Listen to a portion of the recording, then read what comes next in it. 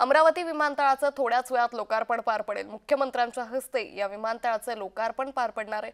त्यामुळे अमरावतीकरांची 14 वर्षांची प्रतीक्षा अखेर संपुष्टात आल्याचं पाहायला मिळतंय। अमरावती विमानतळाचं थोड्याच वेळात लोकार्पण हे पार पडणार आहे। यासाठी महायुतीचे सर्व प्रमुख नेते अमरावतीमध्ये दाखल झाले आहेत आणि आता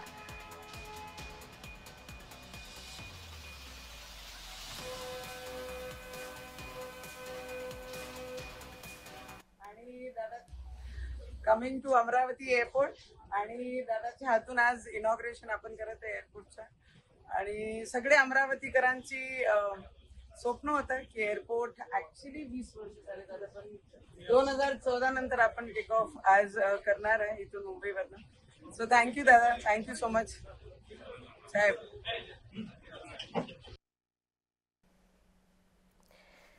त्यामुळे 14 वर्षांची अमरावतीकरांची प्रतीक्षा अखेर आता संपुष्टात येणार आहे। अमरावती विमानतळावरून विमान सेवा ही नागरिकांच्या सेवेत येणारे अगदी काही वेळातच मुंबईहून पहिलं विमान हे अमरावतीमध्ये दाखल होईल। ज्यावेळी या विमानाची घोषणा करण्यात आली त्याच वेळी अमरावतीकरांकडून या विमानाला अतिशय चांगला प्रतिसाद देण्यात आला। या विमानाची सर्व तिकीटं ही बुक झाली आणि त्यानंतर आता काही वेळातच मुंबईहून हे पहिलं विमान अमरावतीमध्ये दाखल होईल।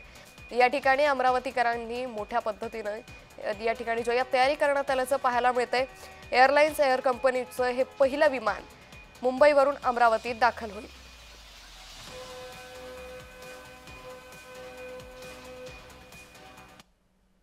कसं आहे अमरावतीचं विमानतळ पाहूयात ग्राफिक्सच्या माध्यमातून।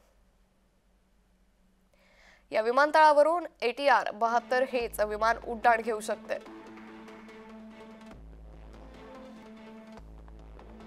विमान मुंबईसह लगतच्या राज्यात जाऊ शकतं, मात्र विमान थेट दिल्लीला जाणं शक्य नाहीये। येत्या काही दिवसात अमरावती टेक्सटाईल पार्क देखील सुरू होणार आहे। त्यानंतर सुरत आणि अहमदाबाद विमान सेवा सुरू होण्याची शक्यता आहे।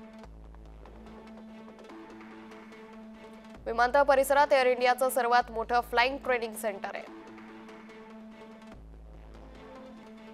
जुलै महिन्यापर्यंत ट्रेनिंग सेंटरचं काम सुरू होणार आहे।